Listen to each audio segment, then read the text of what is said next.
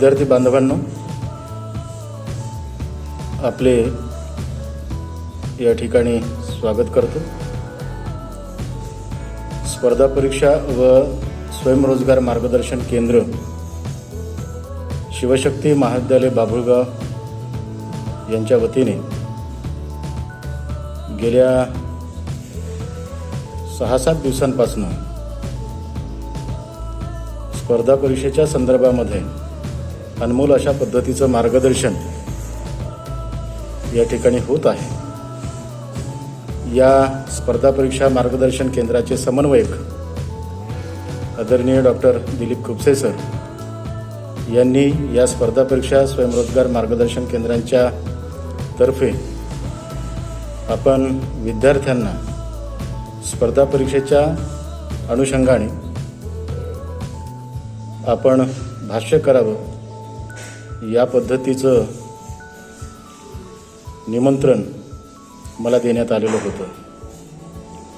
सर्वप्रथम सरांचं मी या ठिकाणी अभिनंदन करतो की अतिशय स्तुत्य अशा स्वरूपाचा हा उपक्रम सर या ठिकाणी राबवित आहेत आणि तोही कागदावर न राबविता तो खऱ्या अर्थाने प्रत्यक्षात तो या ठिकाणी राबविला जात आहे।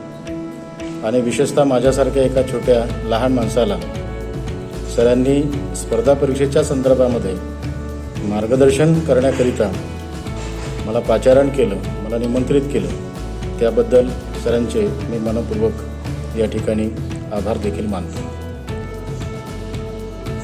बंधूंनो, स्पर्धा परीक्षा आणि मराठी साहित्य या विषयाच्या अनुषंगाने मी आपल्यासोबत चर्चा करणार आहे। या विषयाच्या अनुषंगाने चर्चा करत असताना खरं तर स्पर्धा परीक्षेचे स्वरूप पाहणे आपल्याला आवश्यक आहे। स्पर्धा परीक्षा म्हटलं की बरेचसे विद्यार्थी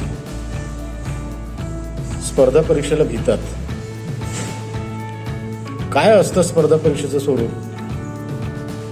तर स्पर्धा परीक्षा ही वेगवेगळ्या टप्प्यांवर घेतल्या जात असते। जसं की MPSC आहे, UPSC आहे, स्टाफ सिलेक्शन्स आहे, बँकिंग आहे, रेल्वे आहे, पोस्ट आहे, संरक्षण दल असेल, LIC असेल, काही सरळ सेवा भरती आहेत जसं की तलाठी आहेत, ग्रामसेवक आहेत, इत्यादी इत्यादी।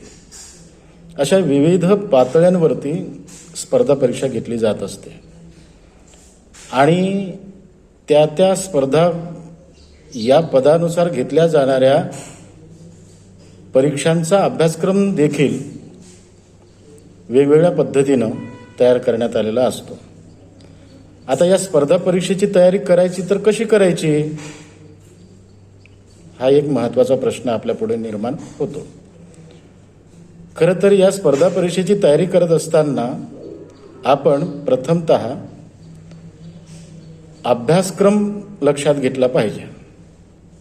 मग ती UPSCची एक्झाम असो किंवा MPSCची एक्झाम असो, त्या पदाकरिता निर्धारित केलेला जो अभ्यासक्रम आहे, हा अभ्यासक्रम प्रथमतः आपण काय केला पाहिजे, तो आकलन केला पाहिजे, त्याचं स्वरूप आपण लक्षात घेतलं पाहिजे।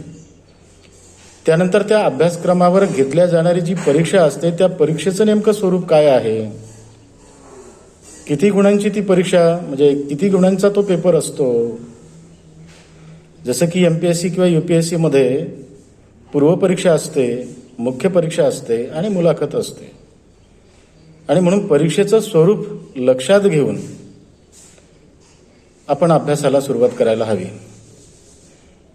यासोबतच आपण या परीक्षेच्या अनुषंगाने मागील ज्या प्रश्नपत्रिका आहेत त्या प्रश्नपत्रिका देखील आपण संकलित केल्या पाहिजे की कोणकोणत्या स्वरूपाचे प्रश्न या स्पर्धा परीक्षांमध्ये आपल्याला विचारण्यात आलेले आहेत त्या पदाकरिता, त्याचा देखील आपण अभ्यास केला पाहिजे। अभ्यासक्रमामध्ये समाविष्ट असलेली जी पुस्तके आहेत, जी ग्रंथ आहेत, ज्याला आपण संदर्भ ग्रंथ असं म्हणूया, या संदर्भ ग्रंथांचं सुद्धा आपण अवलोकन केलं गेलं पाहिजे.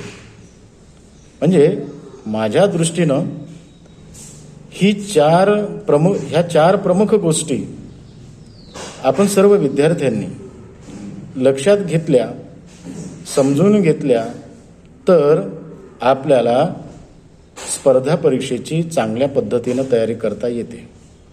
आणि म्हणून आपण अभ्यासक्रम, परीक्षेचे स्वरूप, मागील प्रश्नपत्रिका आणि अभ्यासक्रमामध्ये समाविष्ट केल्या गेलेली अभ्यासक्रमिक पुस्तके, संदर्भ साहित्य या प्रमुख 4 गोष्टी खऱ्या अर्थाने आपण लक्षात घेणे आवश्यक आहे. आता राज्यसेवा परीक्षा, यात राज्यसेवा परीक्षेमध्ये पूर्वपरीक्षा होते, राज्यसेवेची मुख्य परीक्षा देखील होत असते आणि मुलाखत देखील होत असते. या 3 टप्प्यातून राज्यसेवा परीक्षा, UPSCची परीक्षा होताना आपल्याला आढळते. आता स्पर्धा परीक्षा म्हणजे नेमकं काय, हाही सुद्धा एक महत्त्वाचा प्रश्न आहे. कारण आजचं जे युग आहे हे आजचं युग स्पर्धेचं युग आहे. आणि म्हणून प्रत्येक क्षेत्रांमध्ये आपल्याला स्पर्धा निर्माण झालेली पाहायला मिळते. आपण प्रत्येक जण शिक्षणाचा मार्ग पत्करून अंधाराला बाजूला सारून उजेडाच्या दिशेने आपण मार्गक्रमण करत आहोत. कारण शिक्षण हेच एकमेव काय आहे तर साधन आहे. या साधनाच्या माध्यमातूनच उजेडाची दारं खऱ्या अर्थाने खुलतात, ती उघडल्या जात असतात. आणि म्हणून प्रत्येक विद्यार्थी शिक्षण घ्यायला लागला आणि शिक्षण घेता घेता मोठ्या प्रमाणामध्ये सुशिक्षितांची सुद्धा एक बेरोजगारांची टोळी या दुनियेमध्ये निर्माण झालेली आपल्याला पाहायला मिळते. आणि म्हणून स्पर्धा परीक्षेकडे अनेक विद्यार्थ्यांचा कल आहे आणि तो असायलाही हवा. कारण स्पर्धा म्हणजे काय, अशा स्वरूपाचे प्रश्न आपल्याला निर्माण पडतात. ही स्पर्धा मग करायची तर कोणाशी करायची, म्हणजे कमकुवत असलेल्या वर्गांसोबत आपण करायची का, विद्यार्थ्यांसोबत आपण करायची का, की स्वतःच आपण आपल्या स्वतःशी स्पर्धा करायची. या स्पर्धेचे स्वरूप कसे असते, यामध्ये कोणकोणत्या स्वरूपाचे प्रश्न विचारले जात असतात, यासाठी आपण आपले व्यक्तिमत्व कसे घडवले पाहिजेत किंवा कसे तयार केले गेले पाहिजेत, असे अनेक प्रश्न या स्पर्धा परीक्षेच्या निमित्ताने खऱ्या अर्थाने उपस्थित होतात, ते निर्माण होतात. यातून या स्पर्धा परीक्षेबाबत खरं तर विद्यार्थ्यांमध्ये एक भीतीचं वातावरण निर्माण देखील होताना आपल्याला पाहायला मिळतं. अनेक विद्यार्थी स्पर्धा परीक्षेला घाबरतात, भीतात. कदाचित विद्यार्थ्यांना असं वाटत असेल की आपण या स्पर्धेच्या युगामध्ये, या स्पर्धा परीक्षेमध्ये आपण टिकणार नाही, आपलं टिकावं लागणार नाही, आणि म्हणून ते भीतात. मग आता यातनं जर आपल्याला सावरायचं असेल, ही भीती आपल्याला दूर करावायची असेल, तर विद्यार्थी बांधवांना आपण काय करायला हवं, तर आपण आपला अभ्यासक्रम जो आहे हा आपण नीट पद्धतीनं अभ्यासणं आवश्यक आहे. आपण आपल्या मनाशी एक खूणगाठ बांधून ठेवली पाहिजे. आपण आपलं ध्येय निश्चित केलं पाहिजे की मला अमुक अमुक बनायचं आहे, मला तहसीलदार बनायचं आहे, मला जिल्हाधिकारी बनायचं आहे. असं ध्येय जेव्हा आपण निश्चित करतो, उंच असं मोठं स्वप्न जेव्हा आपण निश्चित करतो आणि त्या ध्येयाच्या दिशेने जेव्हा आपण मार्गक्रमण करायला लागतो, त्यावेळेला खऱ्या अर्थाने त्यासोबतच जिद्द, पराकाष्ठा, प्रचंड अभ्यास करण्याची क्षमता तुम्ही तुमच्यामध्ये वृद्धिंगत केली पाहिजे. त्या ध्येयाच्या दिशेनं माणसानं धावायला निघालं पाहिजे आणि त्या ध्येयाच्या दिशेनं आपण आपली धडपड मोठ्या प्रमाणामध्ये वाढवली पाहिजे. या पद्धतीची स्वप्न आणि या पद्धतीचं कृती कार्यक्रम, त्याचं नियोजन आपण खऱ्या अर्थाने आपल्या जीवनांमध्ये त्याला आकार द्यायला पाहिजे, ते साकार करायला पाहिजे. आणि म्हणून या स्पर्धा परीक्षेच्या भीतीतून जर आपल्याला सावरायचं असेल, ते कसं सावरायचं, हाही सुद्धा एक महत्त्वाचा प्रश्न या निमित्ताने उपस्थित होतो. मग आपण या स्पर्धा परीक्षेच्या भीतीतून जर आपल्याला स्वतःला सावरायचं असेल, तर आपण स्पर्धेसाठी योग्य वातावरण शोधलं पाहिजे. स्पर्धेच्या योग्य वातावरणामध्ये आपण जगलो पाहिजे. जिथे स्पर्धा आहे त्या स्पर्धेच्या वातावरणामध्ये आपण रमलो पाहिजे. योग्य अशा पद्धतीचं आपण मार्गदर्शन स्पर्धा परीक्षेच्या अनुषंगाने आपण घेतलं पाहिजे. आणि तिसरी गोष्ट आहे की परिस्थिती आपण लक्षात घेतली पाहिजे. बघा, आपली वैयक्तिक परिस्थिती गरिबीची असेल तर ती आपल्यासाठी स्पर्धा परीक्षेमध्ये टिकावं लागण्यासाठी एक प्रकारे आपलं इंधन म्हणून ती आपल्याला उपयोगी ठरते. आणि म्हणून परिस्थिती लक्षात घ्यायची, स्पर्धेची सुद्धा परिस्थिती लक्षात घ्यायची, वैयक्तिक सुद्धा परिस्थिती आपण लक्षात घ्यायची, सामाजिक परिस्थिती देखील आपण लक्षात घेतली पाहिजे. कारण परिस्थिती हा शब्दच अनेक अर्थाने आपल्याला वापरता येतो. आणि म्हणून या परिस्थितीचं भान अनेक अर्थाने आपण लक्षात घेऊन आपण या स्पर्धा परीक्षेची तयारी केली पाहिजे आणि आपण आपल्याला सावरलं पाहिजे आणि त्या दिशेनं आपण खऱ्या अर्थाने वाटचाल केली पाहिजे. त्या दिशेनं वाटचाल करत असताना ही वाटचाल मंद गतीनं होता कामा नये, तर ही वाटचाल अतिशय जलद गतीनं आपण खऱ्या अर्थाने केली पाहिजे. आणि आपण आपल्या जीवनाची, जगण्याची, स्पर्धेच्या संदर्भातली योग्य अशी दिशा सुद्धा सुनिश्चित केली पाहिजे.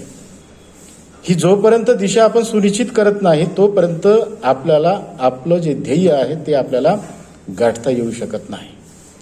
आणि म्हणून ह्या सर्व प्रक्रिया जेव्हा करायला लागतो, ह्या सर्व गोष्टी जेव्हा आपण बारकाईनं विचार करायला लागतो या सर्व बाबींवरती, तेव्हा खऱ्या अर्थानं आपण या भीतीतून, स्पर्धा परीक्षेच्या भीतीतून आपण आपल्याला सावरून घेऊ शकतो.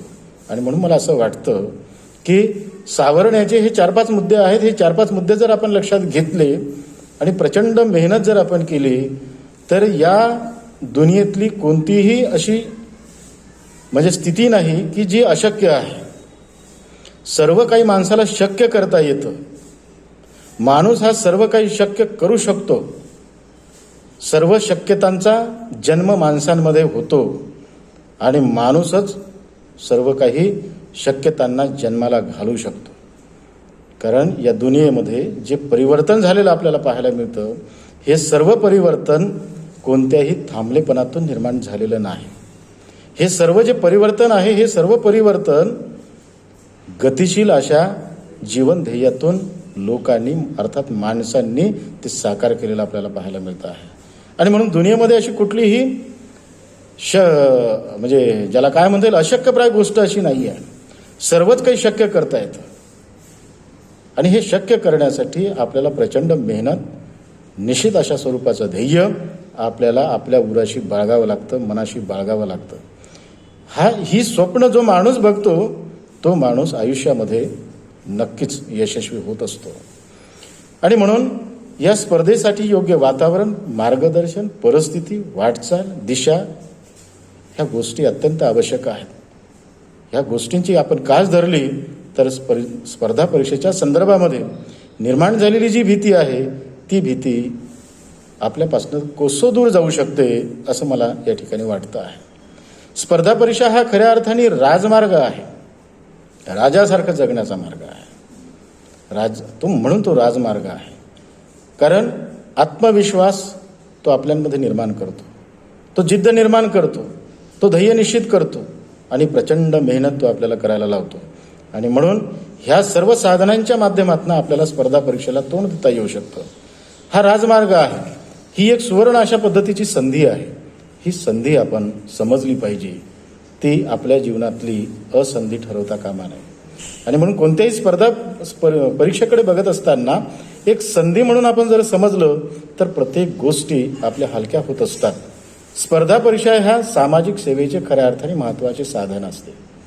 आणि म्हणून स्पर्धा परीक्षेकडे कोणत्या दृष्टीनं बघायचं हे विद्यार्थ्यांनी लक्षात घेणं आवश्यक आहे. कारण स्पर्धा परीक्षा ही केवळ स्व-उन्नयनाचं माध्यम नाही आहे. हे जरी व्यक्तिशः प्रत्येकाला असं वाटत जरी असलं तर स्पर्धा परीक्षा ही स्व-उन्नयनाचं माध्यम न समजता आपण काय केलं पाहिजे, सामाजिक सेवेचं एक अत्यंत महत्त्वाचं साधन आहे. या अर्थाने तो राजमार्ग आहे. देशाचा विकास आपल्याला करायचा असेल, राज्याचा विकास आपल्याला करायचा असेल, या दुनियेचा विकास आपल्याला करावायचा असेल तर आपण या निष्ठेनं, या ध्येयाने प्रेरित होऊन आपण या स्पर्धा परीक्षेमध्ये खऱ्या अर्थाने उतरलं पाहिजे. आणि म्हणून या दृष्टीनं आपण अभ्यास केला पाहिजे. खरे तर भारतीय संविधानाच्या 315 आणि 323 या कलमानुसार केंद्रीय स्तरांवरती UPSC नावाची एक्झाम खऱ्या अर्थाने घेतली जात असते. आणि राज्य स्तरांवरती राज्यसेवा नावाची परीक्षा स्पर्धा परीक्षा सुद्धा घेतली जात असते. या पद्धतीचे आयोग स्थापन करण्यात आलेले आहे.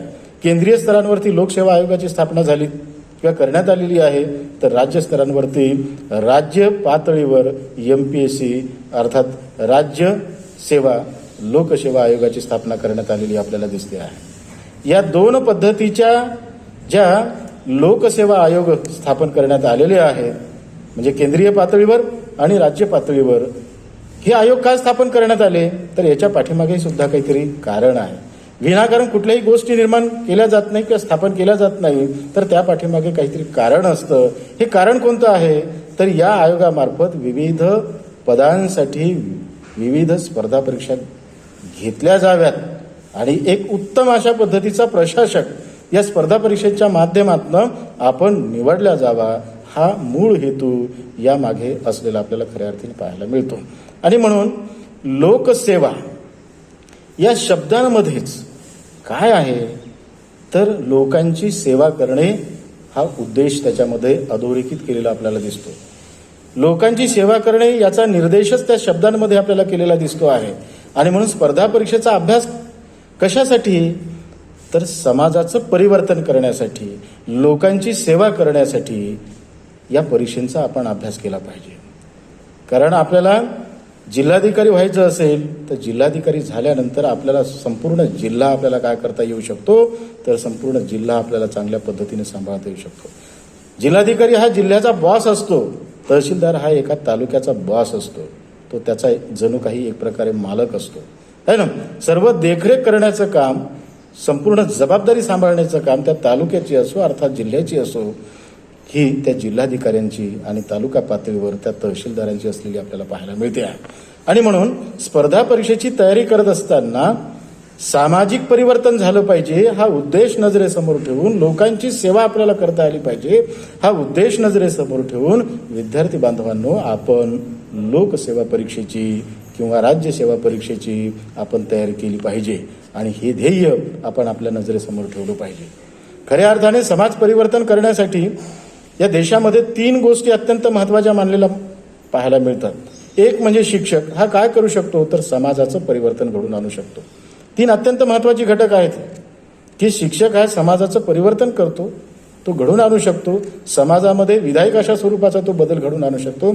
हा पहिला घटक म्हणजे शिक्षक आहे. दुसरा घटक जर कोणता असेल तर तो घटक म्हणजे प्रशासक अर्थात प्रशासन करणारा अधिकारी, हा सुद्धा या देशांमध्ये मोठ्या प्रमाणामध्ये बदल घडवून आणू शकतो.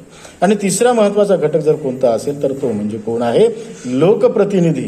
लोकप्रतिनिधींच्या माध्यमातून सुद्धा आपल्याला या देशाचा विकास किंवा देशाचं उन्नयन आपल्याला मोठ्या प्रमाणामध्ये करता येतं. आणि म्हणून हे 3 घटक खऱ्या अर्थाने या देशाचे जणू काही विकासाचे आधारस्तंभ ठरतात. देशाच्या विकासाचे हे आधारस्तंभ आहेत. आणि म्हणून या देशाच्या विकासाचे आधारस्तंभ आपल्याला व्हायचं असेल, आपल्याला त्यामध्ये पाया म्हणून जगायचं असेल, एक त्या विकासाच्या पायाचा दगड आपल्याला बनायचं असेल, एक सर्जनशील अशा स्वरूपाचा दगड तयार व्हायचं असेल किंवा बनायचं असेल, तर आपल्याला प्रचंड मेहनत घेणं आवश्यक आहे. आणि स्पर्धा परीक्षेकडे सामाजिक बदलाच्या दृष्टीनं बघणं आवश्यक आहे. वैयक्तिक विकासाच्या दृष्टीने तर आपण बघतो, परंतु या वैयक्तिक विकासाच्या दृष्टीनं बघण्यापेक्षा आपण लोकांची सेवा करण्याच्या दृष्टीनं जर या स्पर्धा परीक्षांकडे जर आपण बघितलं, तर आपल्या मनात निर्माण झालेली या स्पर्धा परीक्षांच्या संदर्भामध्ये जी भीती निर्माण झालेली आहे, ही भीती कालोघातच नष्ट होऊ शकते आणि आपण या विधायक मार्गाने प्रवास करू शकतो आणि मोठ्या प्रमाणामध्ये त्या दिशेनं आपण प्रवास करू शकतो. आणि म्हणून हे 3 घटक खऱ्या अर्थाने डेव्हलपमेंटचे काय आहेत, तर मुख्य घटक असलेले आपल्याला दिसतात. ज्यांना समाज परिवर्तन करावायचे आहे त्यांनी स्पर्धा परीक्षा ही संधी खऱ्या अर्थाने समजली पाहिजे. नाहीतर बाबा आपल्या जीवनातला एक प्रकारचा काय की दगडधोंडा आहे, स्पर्धा म्हणजे दगडधोंडा आहे असं आपण मानता कामा नये. तर जीवनातली ही एक सुवर्ण संधी आहे. स्पर्धा करणे म्हणजे जीवनातली ही सुवर्ण संधी आहे. आता ही स्पर्धा कुणासोबत करायची, तर ती आपण आपल्यासोबत केली पाहिजे. आपण आपल्यासोबत केली पाहिजे की आपल्यातल्या ज्या क्षमता आहेत त्या क्षमता आपण अधिकाधिक वृद्धिंगत केल्या पाहिजेत, त्या आपण वाढवल्या पाहिजेत. या क्षमतेच्या भरोशावरच आपण काय करू शकतो, तर स्पर्धा परीक्षा आपण देऊ शकतो, ती पार आपण पाडू शकतो, त्यामध्ये आपण खऱ्या अर्थाने यशस्वी होऊ शकतो. आणि म्हणून या स्पर्धा परीक्षेतून चांगल्या व्यक्तींची निवड केली जात असते आणि निवड होणं हे सुद्धा, चांगल्या व्यक्तींची निवड होणं हे देखील अपेक्षित असते. कारण चांगला उमेदवार का निवडला जातो, तर त्याच्या माध्यमातून उत्तम अशा स्वरूपाचं प्रशासन या देशामध्ये चालावं, समाजाची सेवा त्या विद्यार्थ्यांच्या माध्यमातून, त्या उमेदवारांच्या माध्यमातून घडावी, हा खऱ्या अर्थाने हेतू असलेला आपल्याला पाहायला मिळतो आहे. आणि म्हणून आपल्या गुणवत्तेच्या गरजेनुसार नोकरी मिळण्याच्या उद्देशाने घेतली जाणारी जी परीक्षा असेल ती खऱ्या अर्थानं स्पर्धा परीक्षा होय. म्हणजे स्पर्धा परीक्षा म्हणजे काय, तर आपल्या गुणवत्तेच्या गरजेनुसार आणि सोबतच नोकरी मिळण्याच्या उद्देशानं घेतली जाणारी जी परीक्षा आहे त्या परीक्षेला आपण काय म्हणतो, स्पर्धा परीक्षा असं आपण म्हणतो. आणि म्हणून या स्पर्धा परीक्षेमध्ये आपल्याला जे मिळणारे गुण आहेत, प्राप्त गुण आहेत, या प्राप्त गुणावरून खऱ्या अर्थाने त्या उमेदवाराचा काय ठरत असतो, दर्जा ठरत असतो. आणि त्याच्या जीवनाकडे, परिस्थिती हाताळण्याकडे कोणता दृष्टिकोन आहे, कसला दृष्टिकोन असला पाहिजे, हेही सुद्धा खऱ्या अर्थाने तपासल्या जात असतं. आणि म्हणून या दोन महत्त्वाच्या गोष्टी तपासण्यासाठी खऱ्या अर्थाने स्पर्धा परीक्षेचं खऱ्या अर्थाने आयोजन केलं जात असतं. तर बंधूंनो, स्पर्धा परीक्षेचा अभ्यासक्रम आपण लक्षात घ्यावा. स्पर्धा परीक्षेचा अभ्यासक्रम हा सतत खऱ्या अर्थाने काय असतो, तर तो बदलणारा असतो. बदलणे हा जीवनाचा नियमच आहे, तो निसर्गाचा नियम आहे. प्रवाही अभ्यासक्रम खऱ्या अर्थाने स्पर्धा परीक्षेमध्ये असतो. हा अभ्यासक्रम मानवी जीवनाच्या सर्व अंगांना स्पर्श करणारा असतो. आणि म्हणून त्याच्यामध्ये वेगवेगळ्या पद्धतीचे, वेगवेगळ्या विषयातील वेगवेगळ्या स्वरूपाचे घटक त्याच्यामध्ये अंतर्भूत केलेले असतात. मग शालेय शिक्षणापासून तर पदव्युत्तर शिक्षणापर्यंत, व्यावसायिक शिक्षणापर्यंत त्यातील घटक या स्पर्धा परीक्षेमध्ये समाविष्ट केलेले असतात. या अभ्यासक्रमातून विद्यार्थ्यांचे वस्तुनिष्ठ अशा स्वरूपाचं ज्ञान त्यातनं तपासल्या जात असतं. विद्यार्थ्यांचा कल त्यातनं तपासला जात असतो.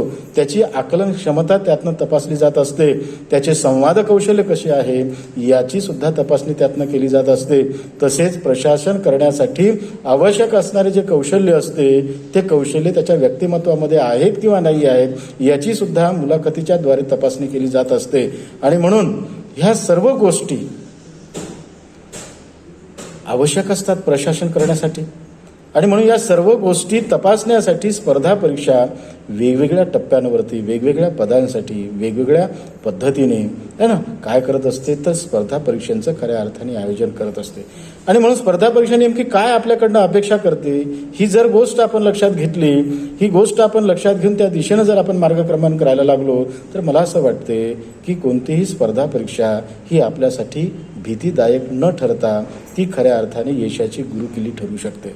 आणि म्हणून ह्या खास खळगे आपण पहिल्यांदा काय केलं पाहिजे, लक्षात घेतले पाहिजे. आणि हे करत असताना आपले व्यक्तिमत्व देखील आपण आपल्या काय केले पाहिजे, तर वृद्धिंगत केले पाहिजे, त्याचा विकास आपण केला पाहिजे.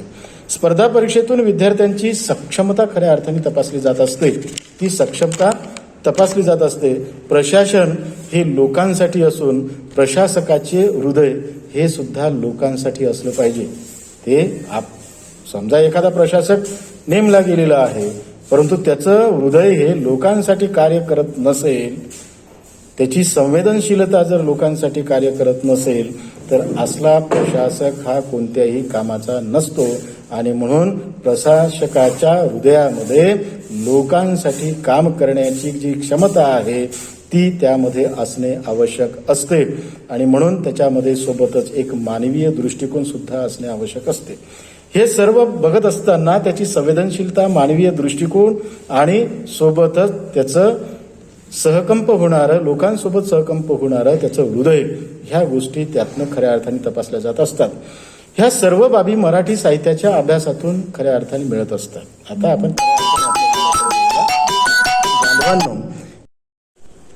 काय करावं, या स्पर्धा परीक्षेची तयारी करत असताना मुळात आपली संवेदनशीलता कशामुळे वाढते, आपली आकलन क्षमता कशामुळे वाढते, तर ती मराठी साहित्यांमुळे वाढते.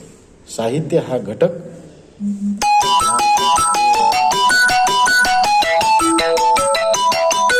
मराठी साहित्य याचा खऱ्या अर्थाने अनुबंध या पातळीवर आहे की विद्यार्थ्यांची अर्थात उमेदवारांची संवेदनशीलता समाजाप्रती निर्माण करणे हा खऱ्या अर्थाने त्या पाठीमागचा उद्देश आहे. आणि म्हणून बांधवांनो, मराठी साहित्याचा अभ्यास स्पर्धा परीक्षेमध्ये खऱ्या अर्थाने ठेवण्यात आलेला आपल्याला पाहायला मिळतो आहे. मुळात स्पर्धा परीक्षेचा अभ्यासक्रम हा अतिशय व्यापक असतो.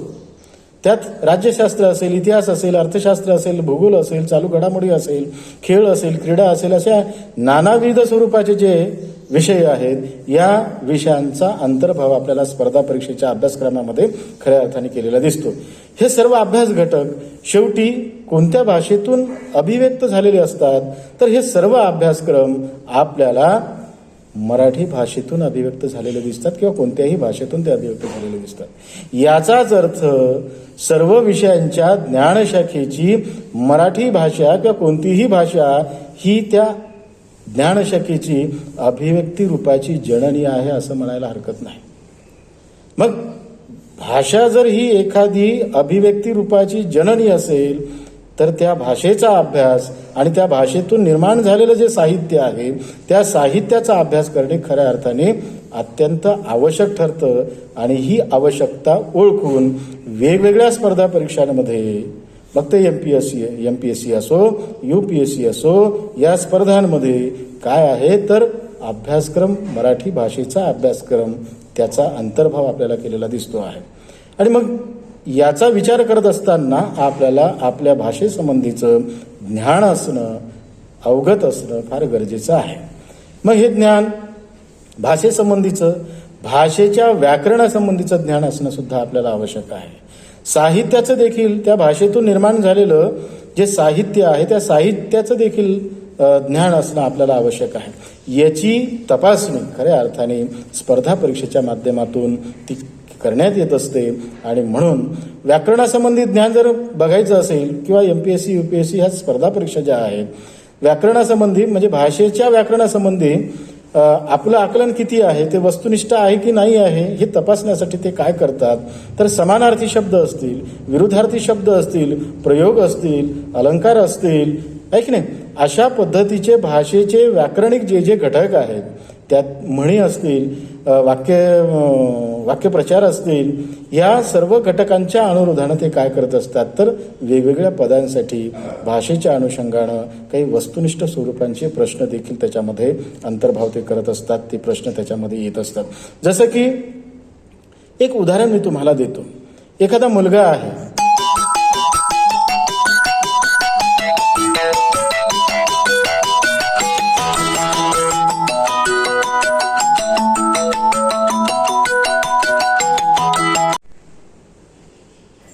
तर बांधवांनो मी तुम्हाला एक उदाहरण देतो की एखादा मुलगा आहे आणि तो मुलगा मी जेवली जर असं म्हणत असेल तर या विधानातून, या वाक्यातून आपल्याला कशाचा अर्थबोध होतो तर लिंगानुसार, नामानुसार जे क्रियापद बदलायला पाहिजे ते क्रियापद त्या ठिकाणी बदललेलं आपल्याला दिसत नाही. मी जेवली ही मुलांनी म्हणणे बरोबर दिसत नाही किंवा ते संयुक्तिक वाटत नाही किंवा भाषिकदृष्ट्या, व्याकरणिकदृष्ट्या ते योग्य ठरत नाही. हां, मुलीने म्हटलं असेल की मी जेवली आहे तर तिचं ते व्याकरणिकदृष्ट्या ते विधान योग्य आहे असं आपल्याला म्हणता येईल. म्हणजे सामाजिक संकेत पाळून माणसांनी वाक्याचं उच्चारण केलं पाहिजे. भाषिक संकेत पाळून माणसांनी वाक्यांचं उच्चारण केलं पाहिजे. शब्दांची रचना आपण त्या पद्धतीनं केली पाहिजे. आणि म्हणून लिंगानुसार क्रियापद बदलले पाहिजे. या अभिव्यक्तीतून त्याचे भाषिक ज्ञान खऱ्या अर्थाने कितपत जुजबी स्वरूपाचं आहे हे आपल्याला लक्षात येतं. भाषेमध्ये असे अनेक शब्द आहेत, समानार्थी शब्द सुद्धा भरपूर आहेत. जसे की असुर असेल, राक्षस असेल, दैत्य असेल, दानव असेल, हे समानार्थी शब्द आहेत. परंतु राक्षसाच्या विरुद्ध देव हा शब्द वापरला जातो. असुराच्या विरुद्ध एखादा दुसरा कुठला तरी शब्द चांगल्या अर्थाचा वापरला जात असतो. परंतु मुळात मित्रांनो, जेव्हा आपण शब्दांच्या उत्पत्तीच्या अनुषंगाने आपण अभ्यास करायला लागू, कारण हे अभ्यास करणं फार गरजेचं आहे. मग असुर शब्द म्हणजे काय? असुर या शब्दातील असु याचा अर्थ असा होतो की चैतन्यदायी शक्ती. चैतन्यदायी शक्ती अर्थात प्राणांचं रक्षण करणं, प्राणाचे रक्षण करणारा म्हणजे असुर. मग आता समाजाने या शब्दाला एक वेगळा विशिष्ट अशा पद्धतीचा अर्थ दिलेला आहे. हा वेगळा अर्थ म्हणजे कसा की असुर म्हणजे वाईट, असुर म्हणजे जणू काही तो राक्षस आहे, या पद्धतीचा अर्थ दिलेला आहे. परंतु या पद्धतीचा अर्थ आपण खऱ्या अर्थाने देता येत नाही. जेव्हा त्या शब्दांची आपण त्याच्या मुळापर्यंत जातो, त्याच्या उत्पत्तीपर्यंत आपण जातो, तेव्हा आपल्याला असं लक्षात यायला लागतं की असु म्हणजे चैतन्य, चैतन्य म्हणजे प्राण, प्राणाचं रक्षण करणारा तो असुर. मग हा असुर वाईट कसा असू शकणार आहे? राक्षस या शब्दाचं सुद्धा तसंच आहे की राक्षस म्हटलं की तो रक्षण करणारा. पण जो रक्षण करणारा असतो तो वाईट कसा असू शकतो? आहे की नाही? गृहिणी म्हटलं की गृहिणी या शब्दातून सुद्धा लोक काय बघत असतात, तर गृहिणी म्हणजे घरकाम पाहणारी. अहो, गृहिणी हा जो शब्द प्रयोग आहे, या शब्द प्रयोगाकडे आपण वेगळ्या नजरेनं बघितलं पाहिजे ना, परंतु आपण वेगळ्या नजरेनं बघत नाही. मग कोणत्या अर्थाने आपण बघितलं पाहिजे गृहिणीकडे? तर घराचं संपूर्ण घर जिच्यामुळं ऋणी असतं ती गृहिणी, जिच्यामुळे संपूर्ण घर हे ऋणी असतं ती गृहिणी असते. परंतु आपण या पद्धतीचा उत्तम अर्थ गृहिणी या शब्दांचा घेत नाही, ती घरकाम करणारी या अर्थाने आपण घेत असतो. असे अनेक शब्द आहेत, त्या शब्दांचा अर्थ आपल्याला लावता येतो, शब्दांच्या मुळांपर्यंत आपल्याला जाता येतं आणि त्याचा अर्थ आपल्याला या ठिकाणी लावता येतो. आणि म्हणून बंधूंनो, हे शब्दांच्या संदर्भामध्ये, नामांच्या संदर्भामध्ये, सर्वनामांच्या संदर्भामध्ये, त्याच्या प्रकाराच्या संदर्भामध्ये, विभक्ती असेल, लिंग असेल, अलंकार असेल, प्रयोग असेल, शब्दांच्या उत्पत्तीच्या संदर्भाने आपल्याला स्पर्धा परीक्षेमध्ये अनेक काय येत असतात, तर प्रश्न त्याच्यामध्ये वस्तुनिष्ठ स्वरूपाचे प्रश्न येत असतात. तर यासोबतच आपल्याला मुख्य परीक्षेमध्ये, मग ती राज्यसेवा असो किंवा UPSCची एक्झाम असो, या परीक्षेमध्ये देखील निबंधासारखा घटक असतो. निबंधाचा अभ्यास देखील त्याच्यामध्ये केला जात असतो. हा निबंध आता कशासाठी असतो, तर विद्यार्थ्यांना परिस्थितीचं आकलन आहे काय, त्याला एखादी समस्या चांगल्या पद्धतीनं आकलित झालेली आहे काय, त्या परिस्थितीच्या संदर्भामध्ये इतरांची मतमतांतरे काय आहेत, त्यावर तो काही उपाययोजना आपल्याला सूचित करतो आहे काय, त्यावर त्याचे स्वतःचे असे काही स्पष्ट मत वगैरे निर्माण त्यानं केलेले आहेत काय, या संबंधीचे चौफेर ज्ञान त्या निबंधातून खऱ्या अर्थाने तपासल्या जात असते. आणि निबंधातील तर्कसंगत मांडणीतून त्या विद्यार्थ्याने एखाद्या अंतिम निर्णयापर्यंत तो आलेला आहे काय, एखादी समस्या सोडविण्यासाठी त्यानं काही अंतिम उपाययोजना त्यातनं अधोरेखित केलेल्या आहेत काय, हे त्यातनं बघितल्या जात असते. याचाच अर्थ विद्यार्थ्यांची निर्णय क्षमता तपासण्यासाठी निबंध लेखन आपल्याला विद्यार्थ्यांना स्पर्धा परीक्षेमध्ये अभ्यासाला असलेला आपल्याला या ठिकाणी दिसतं आहे.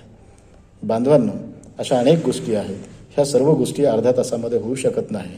तेव्हा मी आपणा सर्वांना या ठिकाणी स्पर्धा परीक्षेच्या अनुषंगाने तुम्हाला शुभेच्छा देऊ इच्छितो. आणि पुढे जेव्हा केव्हा आपल्याला अधिकचा वेळ मिळेल त्यावेळेला मी तुम्हाला या अनुषंगानं सविस्तर एक टॉपिक घेऊन तुम्हाला मी मार्गदर्शन करण्याचा प्रयत्न करेल. आयोजकांनी अर्थात डॉक्टर दिलीप खुपसे सर यांनी मला या ठिकाणी निमंत्रित केलं, त्याबद्दल सरांचे मी या ठिकाणी आभार मानतो आणि मी माझे 2 शब्द या ठिकाणी समाप्त करतो. धन्यवाद.